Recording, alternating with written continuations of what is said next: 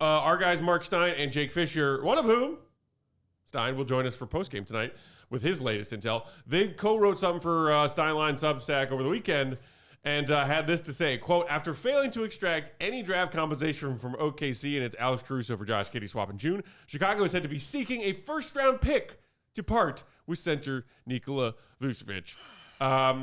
Also, Jake Fischer mentioned that a source called him, quote, crazy if he thinks the Bulls could fetch even multiple second-round picks for Vooch. Yeah, he said that on our show.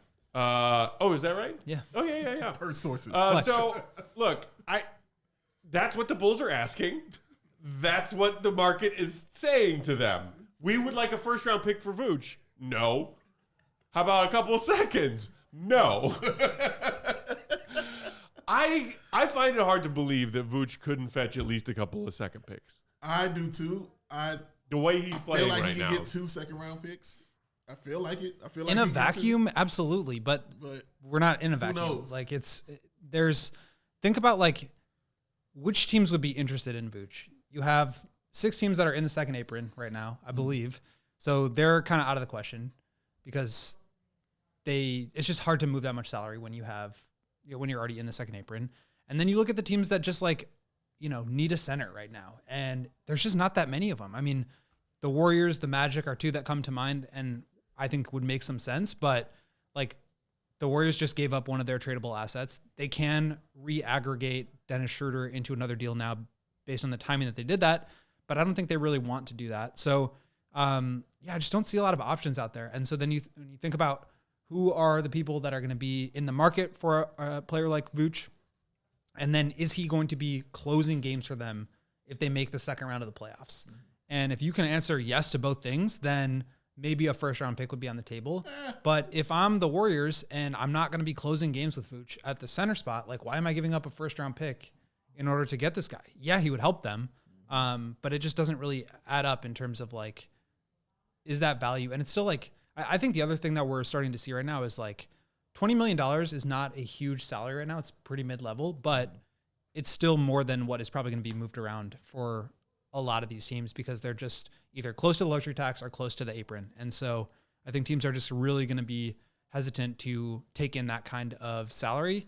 And then on top of that, to be willing to give up picks to take in that salary, I think is another question. Let me ask you, do you put Vooch, talking about trade value, do you put it in the same category you put Valanciunas?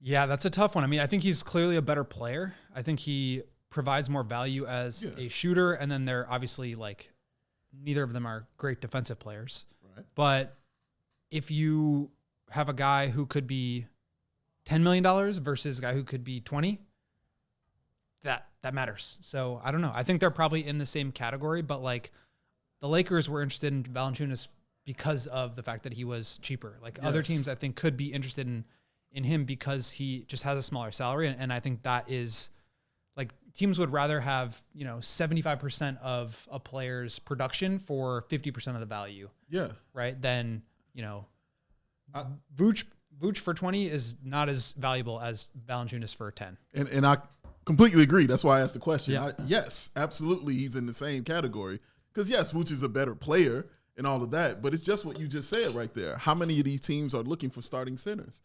So if he goes, and we discussed this with Marc Stein, I was like, well, how many are what's his position going to be if he goes to another team? Backup. He's coming off the bench. So if you're coming off the bench, how about I get a guy that's about $10 million cheaper coming off the bench who could get me a double-double?